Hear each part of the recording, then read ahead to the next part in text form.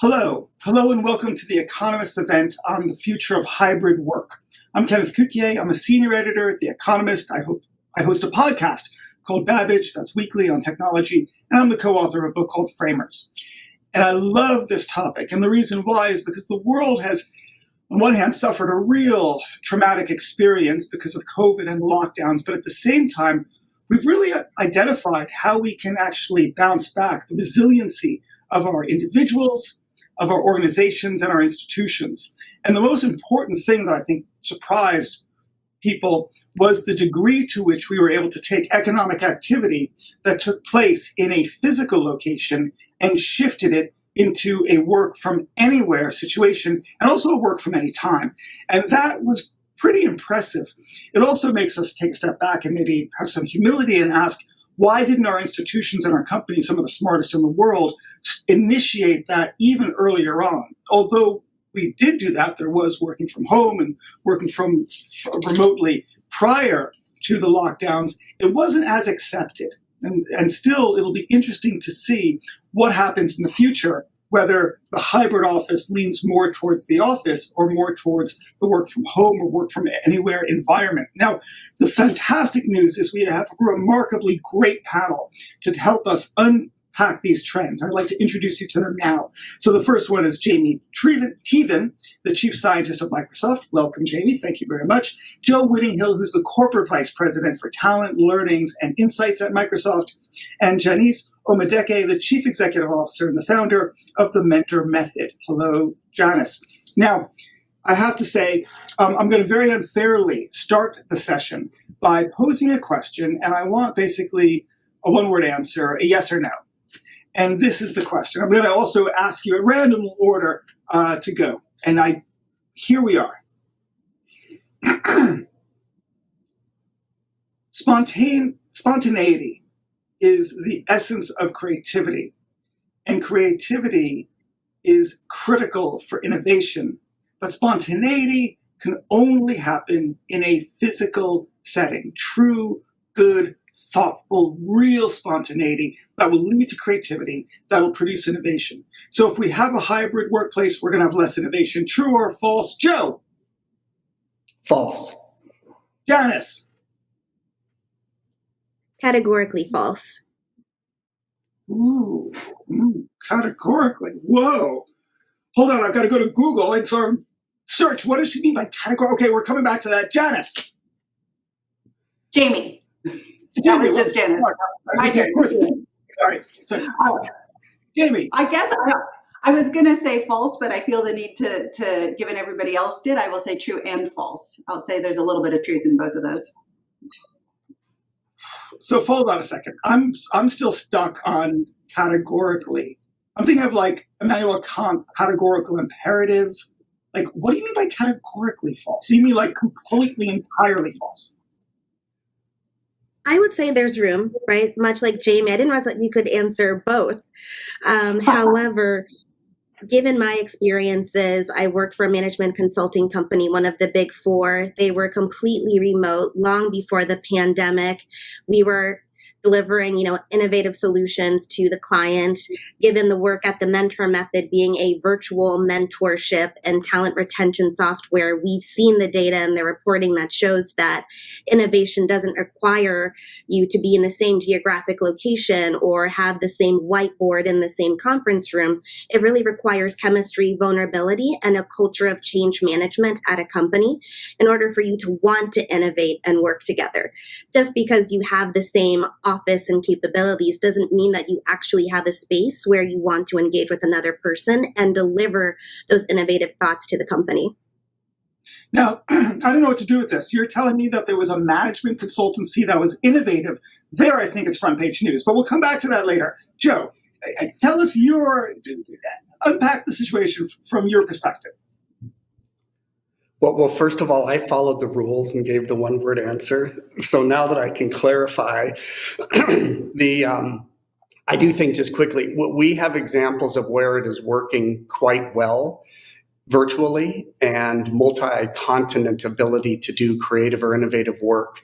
We also have examples where the teams are finding it more easy in the very early stages of doing highly creative work, say in some of the gaming studios, or if you look at some of the marketing teams. Or the deep technology teams, they are finding that in person at times is more effective, but it doesn't have to be all the time. Okay. Jamie, I'm almost tempted not to let you answer because you so didn't play by the rules by saying yes and no. Let me just first ask, can't you answer every question under the sun, yes and no? It's not very solid. Well, but I think it's important. I think you were making an important point that being co-located, being together, that affords creativity and innovation.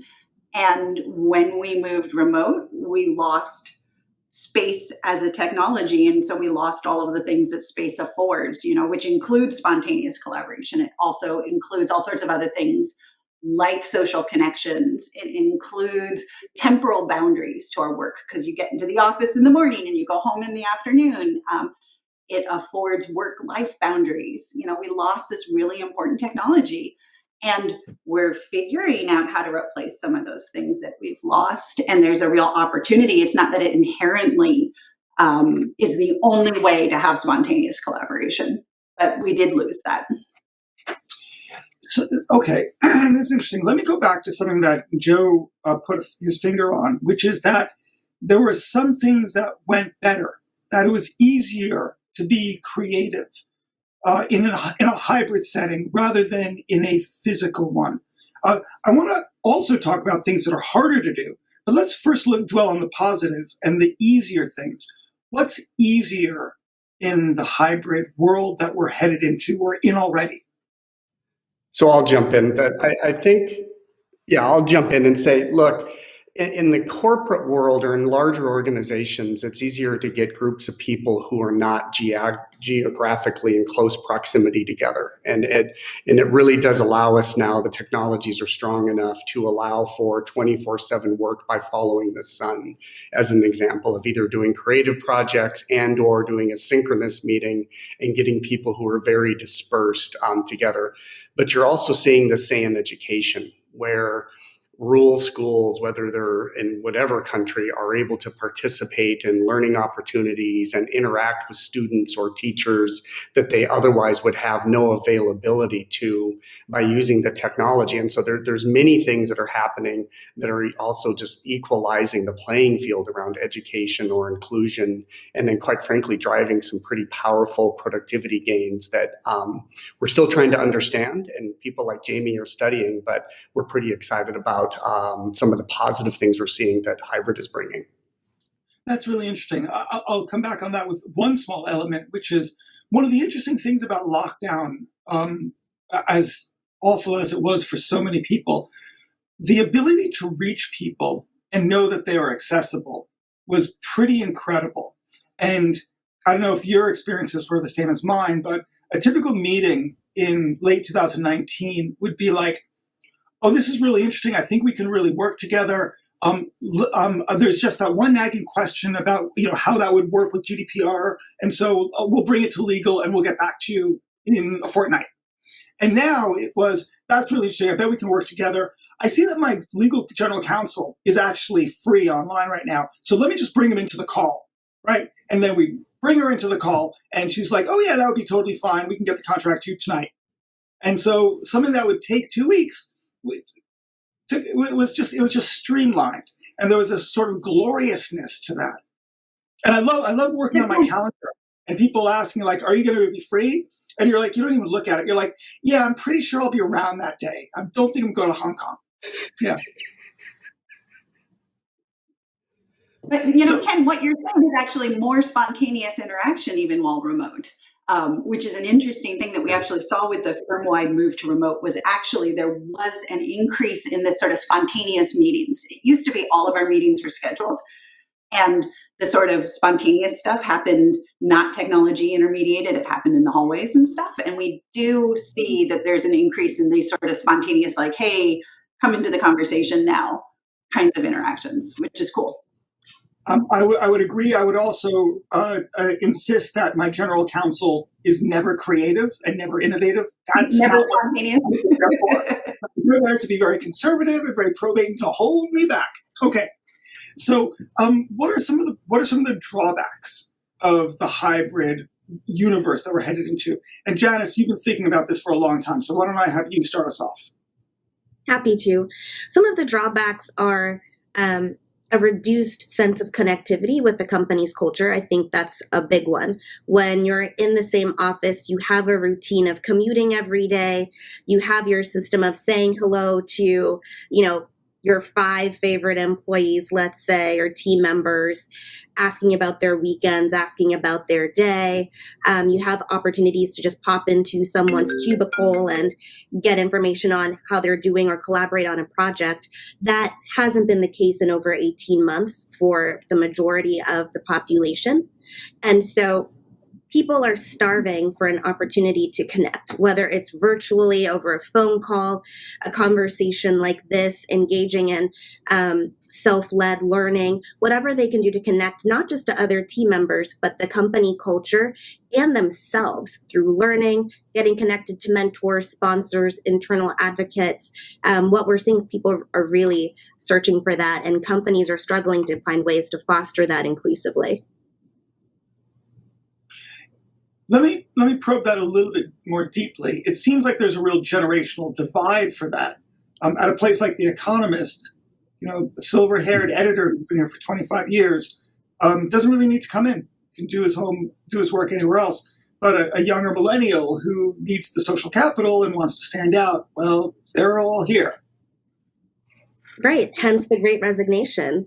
Right? That generational divide of you must come into the office. If you are not the first one in and the last one out, then your performance appraisal will be negatively impacted, is legacy thinking that millennials and post-millennials and those that prioritize a positive work-life balance and whatever that means for them, it creates a divide.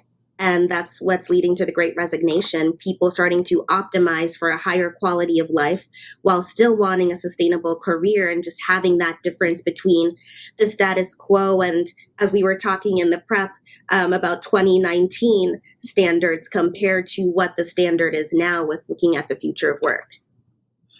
But in theory, the Great Resignation shouldn't happen because all of those silver-haired people who have decided that they want to sort of go to Tahoe to ski in the winters rather than into a dreary office building, which I aspire to, I should add, they shouldn't have to do that. They can have it both ways. In theory, they can do their work hybrid, and they don't have to resign. They can actually probably redraw the boundaries. But perhaps I'm being naive.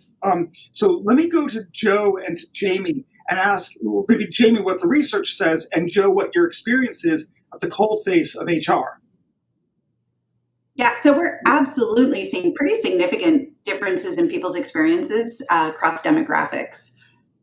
So, for example, in one survey that we did of 31,000 external people across the world and from a variety of different demographics, we find that business leaders have been thriving during COVID, perhaps because they're all in Tahoe working there. On the other hand, frontline workers aren't. And then exactly as you were saying, there's generational differences as well.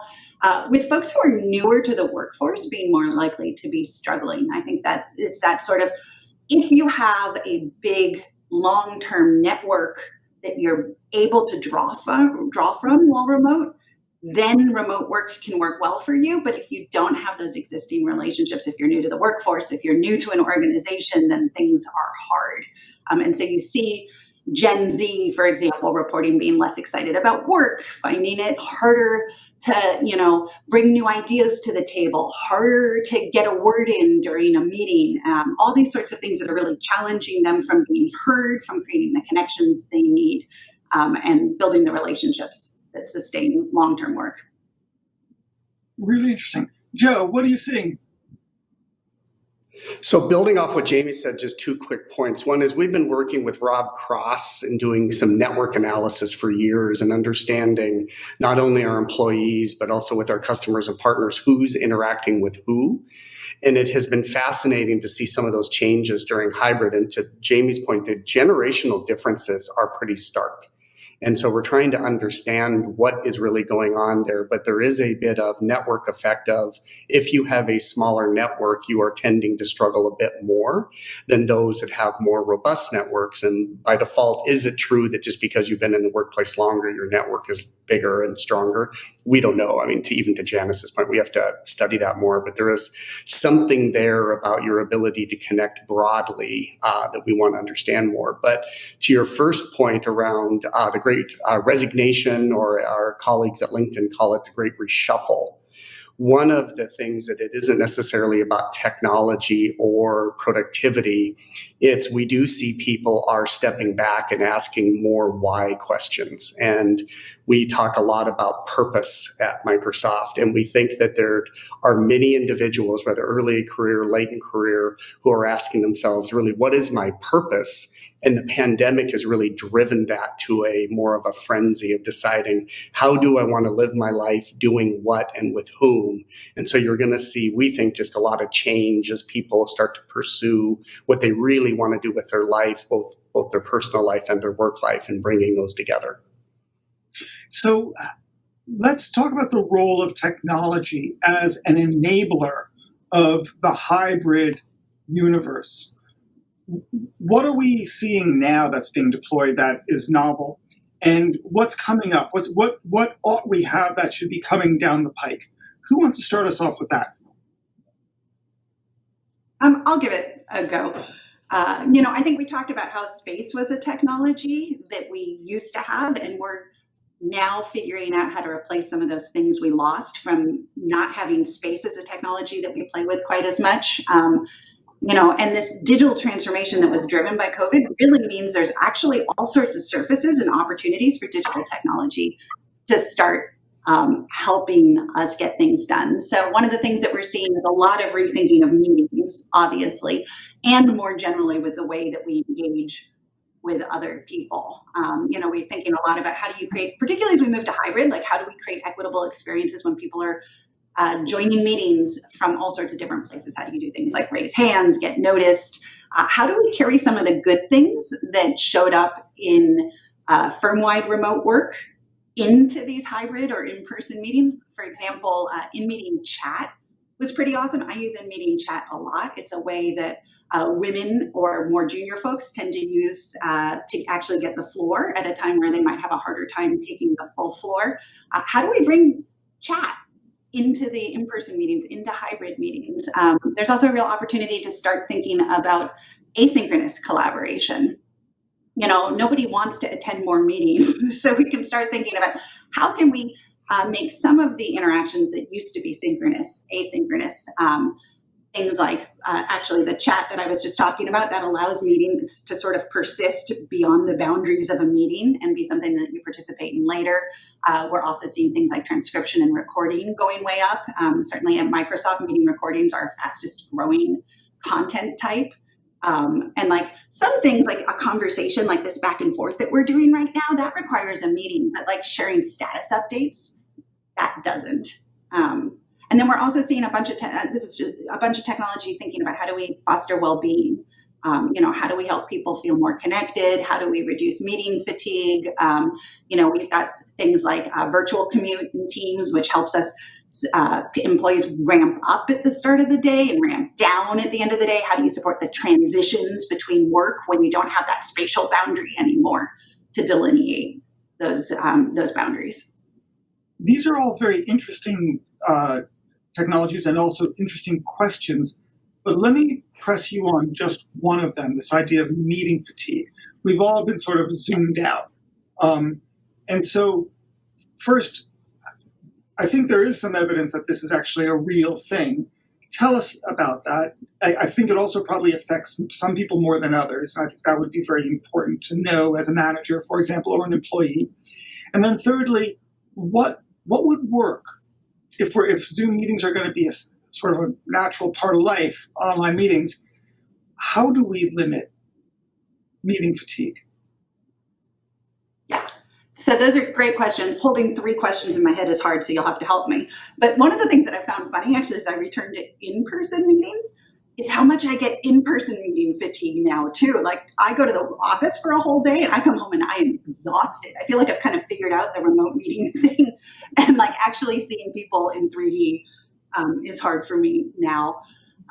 But certainly, as you say, the data proves out exactly what you're saying, particularly because we just are doing often these back-to-back meetings without any transition between them. So we've done like EEG studies of people's brains as they experience transitions between meetings, and even doing something as simple as just taking like a 5-minute break between meetings to think about something different. One of the cool things about working at home is like maybe to step outside or maybe to say hi to a family member. You know, taking that little bit of break can actually significantly reduce the stress that shows up in your brain between meetings. So there's all sorts of ways that we can, and so like we're starting to do things where you can automatically schedule 5-minute breaks between meetings. You know, and actually even starting to like integrate Headspace so that you can do meditation or actually fully not just check email between meetings, but like fully disconnect and focus on something new. And I may not have hit all 3 of your questions, but that was my attempt. That is fantastic. It's deeply interesting. In fact, I'm really relieved to this idea of scheduling meetings with these intervals, not simply to get Headspace, which I think is actually brilliant as well, but also from a retention standpoint and also a to-do standpoint. How many times have we left a scintillating meeting? I'll stop there, I know. Maybe people are scratching their head saying, really, Ken? Are you being scintillating? I would agree, yes. But you've left a scintillating meeting in which you've got all this ambition to do things. It's all in your paper notes. You have to transcribe it. You got to send it to someone. But because you've gone to 6 other meetings in the day, what happened to the ambition at 11 a.m. feels like it's something you can do tomorrow at 7 p.m. And so it'd be nice to sort of rethink the calendar for the purpose of, from a cognitive science, from a neuroscience standpoint, of striking when the iron's hot. And also maybe starting meetings at off hours. So it doesn't have to be on the hour or 30-minute interval, but at some other period, which is something that, from a cultural standpoint, we don't even have the whole alacrity to do. Yep. And you're absolutely right. And people have patterns, like there's general trends you see about when folks are able to do good focused work, when it's useful to connect. You see sort of this bimodal hump in the day, in the morning and in the afternoon, where you're actually at your most productive. But there's obviously individual variation there, and allowing people to really dive in and figure out when they're most productive, when and how they work best is a huge opportunity. Exactly right. And there's also an element of working with other people. And the nice thing about the hybrid office is the ability to, you've never really unplugged, but the idea of to work alone. And I think a lot of people benefited from the ability to get stuff done during their lunch break, or between after the kids go to sleep and before they get tired, between 7 and 9, so they can time shift their work. But it goes back to the original part of the question, which is, so much of our workplace relies on interactions with other people, and also for younger members of staff, the mentorship that they get from the older members of staff. And so you wonder, how can the hybrid workplace also have those same characteristics of mentorship that is so essential to develop the leaders for the next generation of the company? Janice, I'm going to unfairly pick on you because you represent a younger generation and because the name of your company has the word mentorship in it. Please, start us off.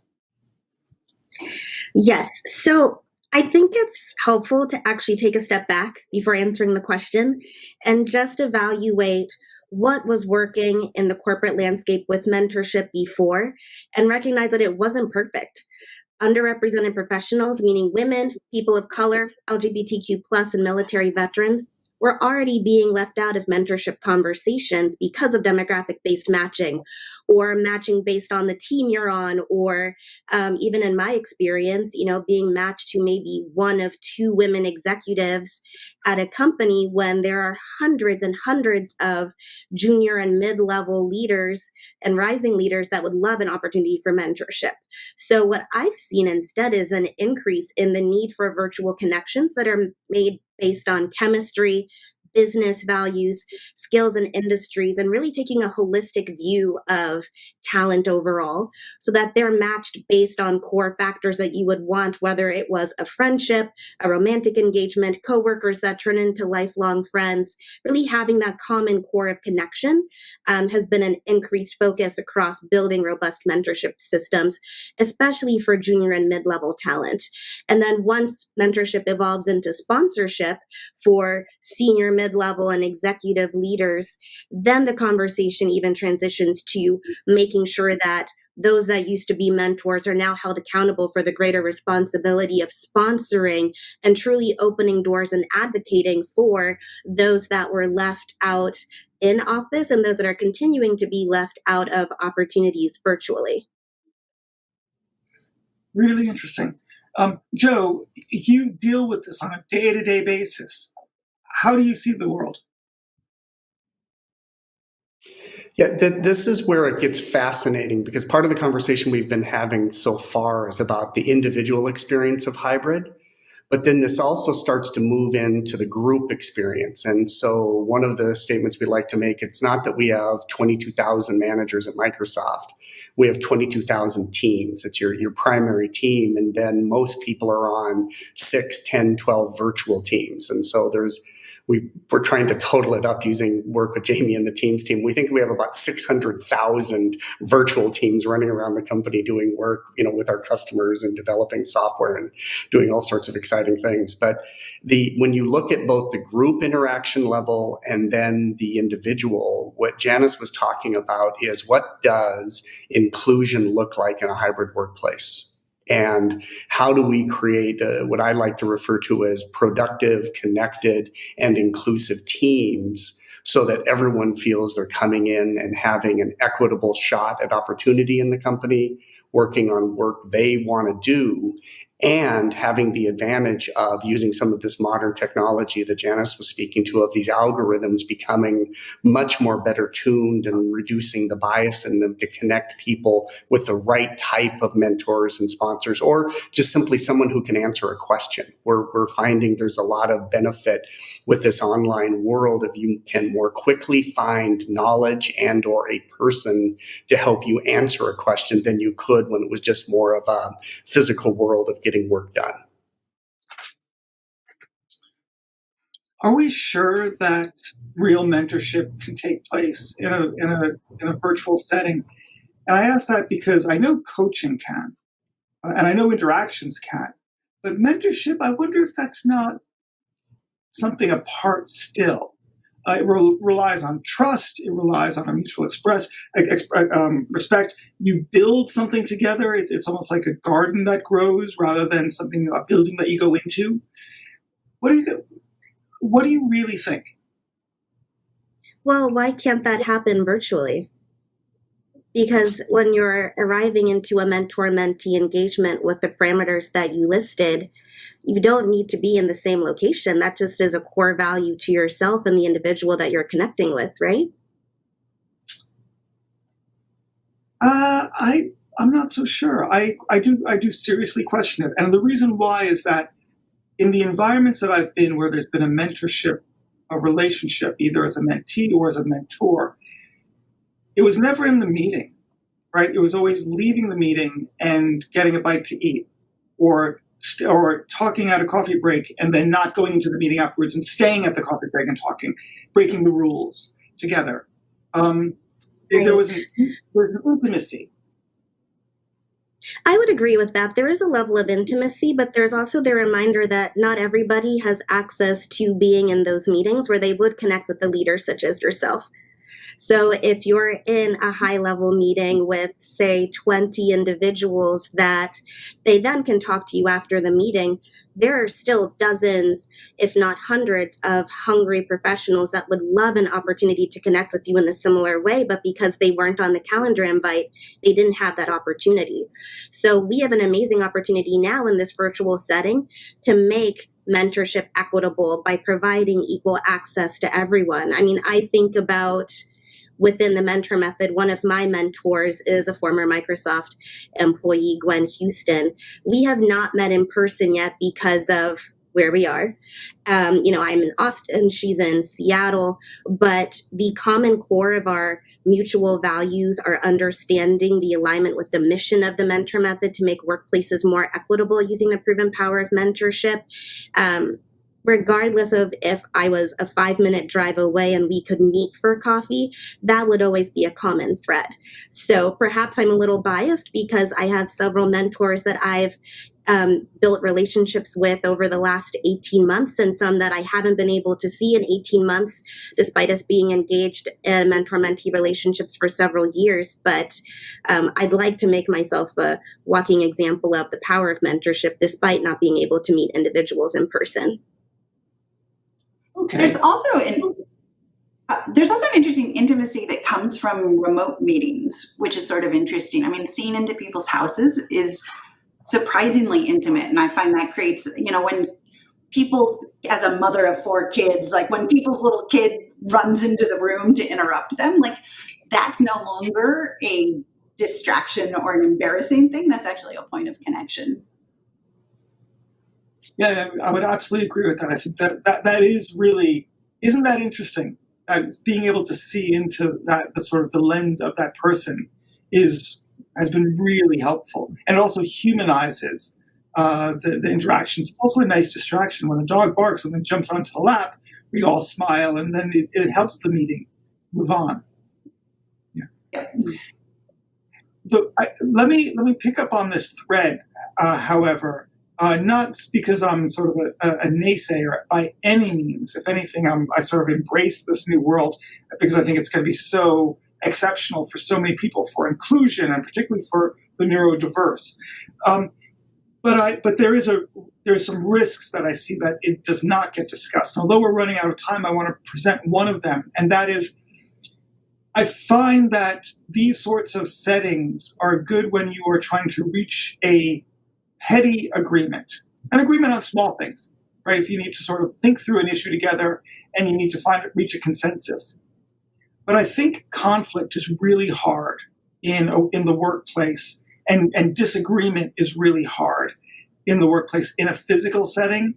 And I would just wonder if in the hybrid setting, if people feel that they can be as frank and express themselves and their opinions as openly, or if they're just going to say, oh, I'll let it go with the flow. And if they're hearing about a marketing plan in another country and they've got some serious reservations about it, they'll say, I'll let the caravan pass and I'm not going to bring it up. Versus in a physical setting, they might just say, before we go, I've got some questions about this we might want to re-ask.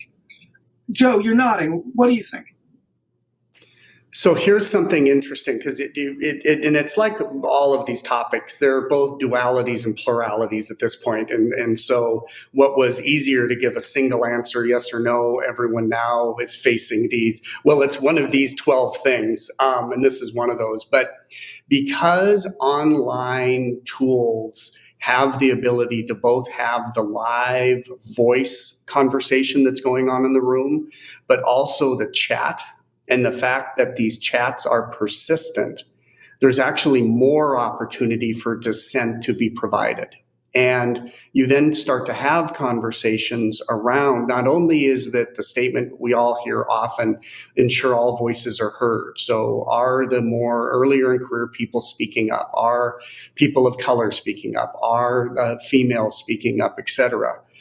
But it is important then for everyone to be told, you have to speak up and or put it in chat so we understand where everyone's position is, because that's where you start to get the high performing teams and where you start to get trust and where you start to see collaboration, is making it safe to to dissent. And without getting into a whole conversation around psychological safety, I mean, what we're all looking for is how do we really create, again, these productive, connected, and inclusive experiences for people using the technology. Because remember, it's going to move really quickly to where it isn't everyone is either virtual or everyone is in the room. You're going to now have both. And so we are spending time too. We worry about our frontline managers who are going to have a new challenge ahead of them. It was first just how do you run virtual meetings where everyone's remote?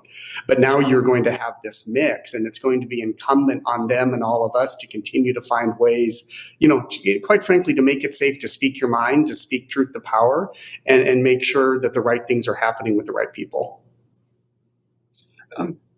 Janice, you're nodding, and it seems like that this has sort of touched a nerve for you. Please expand if you like to.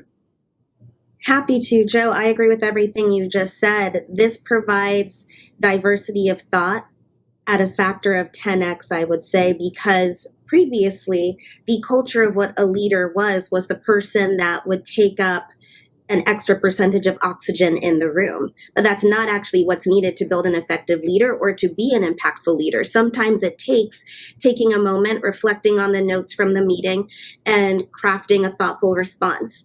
Or if, let's say, on the topic of neurodiversity, right? If you need to take a moment to process, or you're introverted and you just need to reflect, this has been the great balancer for that. For example, we have a member on our product team that is more shy. They won't go off of mute typically in large group meetings, but they'll be very active in the chat, and their insights have helped us reduce our production timeline. We've taken 2 months off of our production timeline because of some thoughts that came directly through the chat function within Microsoft Teams. So there's a lot of value in allowing people to have that flexibility in the way in which they communicate. I think what's more important is ensuring that the managers and people leaders that are hosting these meetings are building cultures around open communication and what feels authentic for their employees versus trying to mandate that they must be on video, must go off mute if they want to be heard. That is really interesting. And it dovetails with my experience as well, in which that this is a tool that has allowed people who are normally quiet to find other avenues than the presentation in front of the staff, whether physical or on Zoom or on a screen, to participate and play a role. I think there's a lot of deep wisdom behind that, and I think we're going to see corporate performance change, as you pointed out, because it's going to be more inclusive of people, particularly just introverts. That's one example. Sadly, we're running out of time. So what I'd like to do is if I started off with like a one-word answer with which you all sort of didn't play by the rules, except for Joe, you answered first. But and that's totally fine. I accept that. I'm going to do the same thing and try to end with a single question and try to come up with a single answer or something close to a single answer. And that is, what is your great hope for hybrid? Something that doesn't sort of exist right now, but you hope that the hybrid world can, or exists only very lightly, but you hope becomes a mainstay of the hybrid world, a positive thing that we should aspire to and maybe build in the system and the technology that would enable the hybrid world to flourish in the way that it ought to. Let me go into the order will be, Joe, you're pondering, so I won't call on you. Jamie, you're smiling, so I'm definitely not going to call on you. Janice, I'm going to be cruel. I'm going to call on Jamie instead. Jamie.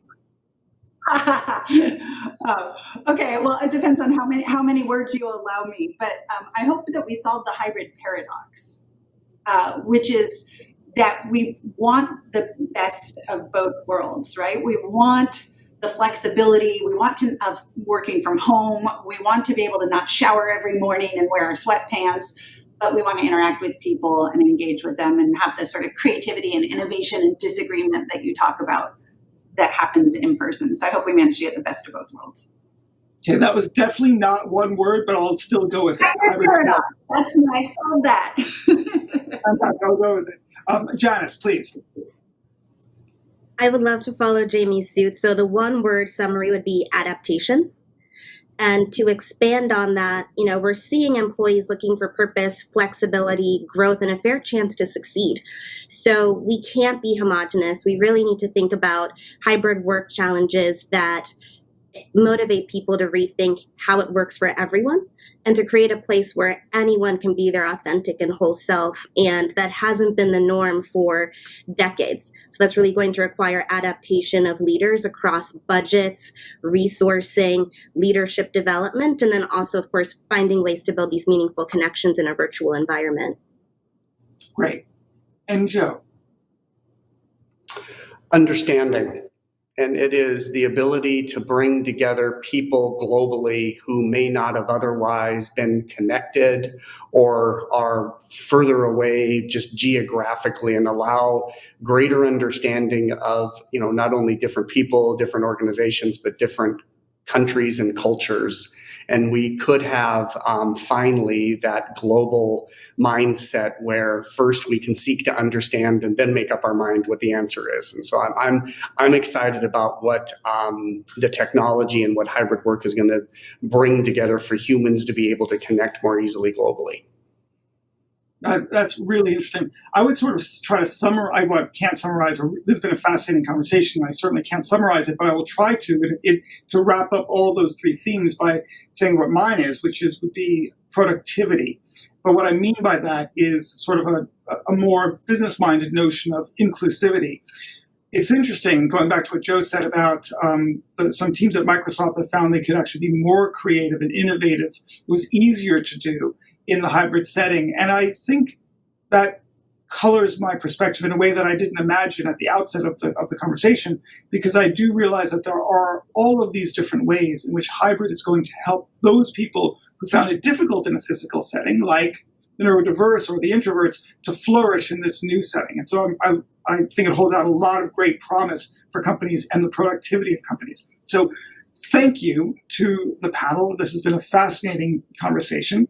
I want to thank the attendees who are listening. Sadly, this is all we have time for, but you can rewatch it and you can share it on social media. When The Economist is not moderating roundtables like this, we're also producing a weekly magazine and also a website and app. So please go to it, economist.com. I have a podcast every Tuesday, the Babbage podcast on technology and science. And I've got my book, Framers, that you can read and enjoy and criticize. With that, I want to thank you all for being a part of it, and I look forward to the next session.